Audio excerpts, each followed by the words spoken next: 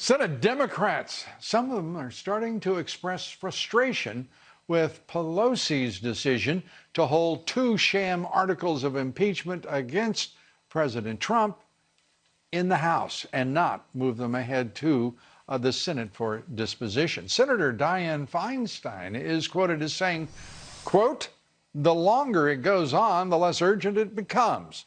So if it's serious and urgent, send them over. If it isn't, don't send it over." Very straightforward from one of the leading Democrats.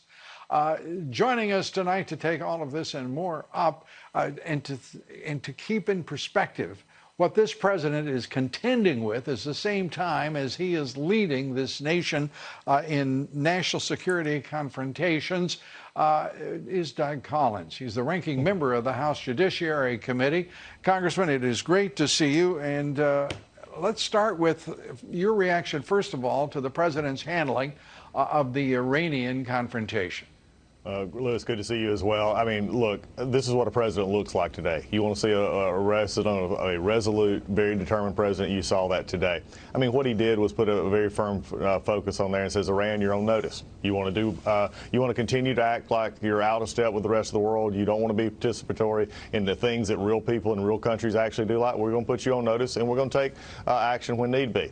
And we're also saying, though, but opening the door, saying, but if you want peace, we're ready to be there for peace. So this is what peace through strength looks like. You can never, as Reagan used to say, you can never have true peace without strength. He showed that today. And the restraint he has shown over the last few months with this Iranian regime, and then coming to the head when they killed the American a few weeks ago, is just really, it just shows what I believe this country voted for and what they're willing to follow, because he showed it every time. Without question, this president has drawn a vivid connection for everyone paying attention between the importance of a strong, growing economy, even boisterous and soaring stock markets, and an economy that is healthy, and millions of people who had no jobs now have them, the lowest unemployment rates, the strength of our economy directly connected to the strength of this nation and its national security, to which this president has focused great energy and his personal philosophy that is paying off in big, big terms. Oh, I agree. I mean, look, this is amazing. To go into for the last 3 years, the Democrats have only been trying to do one thing: overturn the 2016 election. We've talked about this. I've lived it for the last year with the just it's terrible. It's just a faux impeachment, hypocrisy at its finest, Lou. They don't like the man. They hate the president. And when he shows up like he did today, when you talk about the things you just talked about, that's why I voted for him. That's why I'm going to vote for him again. That's why America's going to reelect him, because he's done what he said he would do. What a refreshing take for a president of the United States. And that take is based on his success. This man has, through it all, the efforts of the radical Dems to try to overthrow this president, an ongoing effort for 3 years of his presidency, without respite, without relief. It's just a full-on an attempt to subvert the president of the United States, to literally overthrow him. And yet he stands today at the center of the world stage, leading as I think every American would pray their president would lead. Meanwhile, the Democrats are tomorrow talking about constraining his authorities as the commander-in-chief vis-a-vis Iraq. How venal, how vapid can one party become?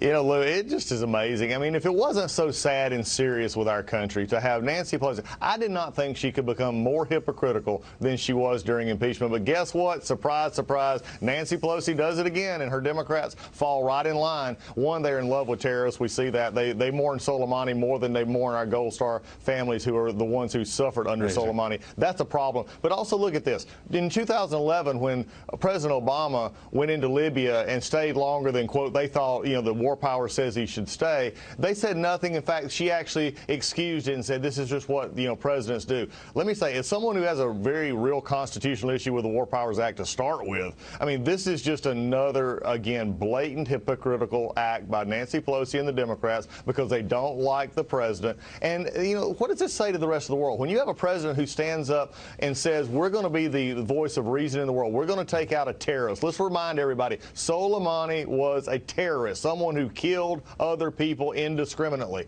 And we took him out. He's no longer there. Iran is now reeling backwards, and she's wanting to say, oh, I'm not sure we did it in the right way. He should have been killed a long time ago. The president took him out in the proper way. Respect to the president.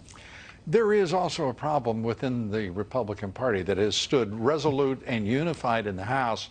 Today, Mike Lee goes out before cameras and calls his briefing on national security on Soleimani, his termination, on the president's actions on Iran. He starts complaining about the briefing itself, Congressman. What in the world? You were briefed by the top officials of national security, Secretary of State. Your reaction?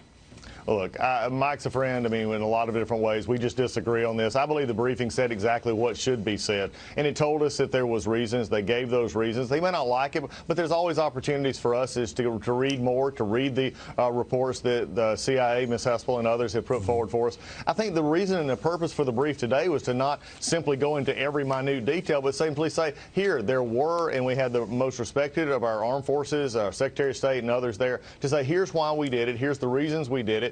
And they gave so in a very good way. I mean, who the hell, excuse my expression, who the hell do they think Soleimani was? I mean, he was a vicious,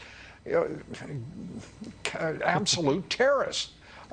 He did not change, and he was plotting to kill more Americans. It should be straightforward, even for the senator from Mumbai, as he's called on Twitter, Mike Lee. Congressman Doug Collins, it's always great to see you. Thank you so much. Thanks, Lou. Have a great night. Take care. You too.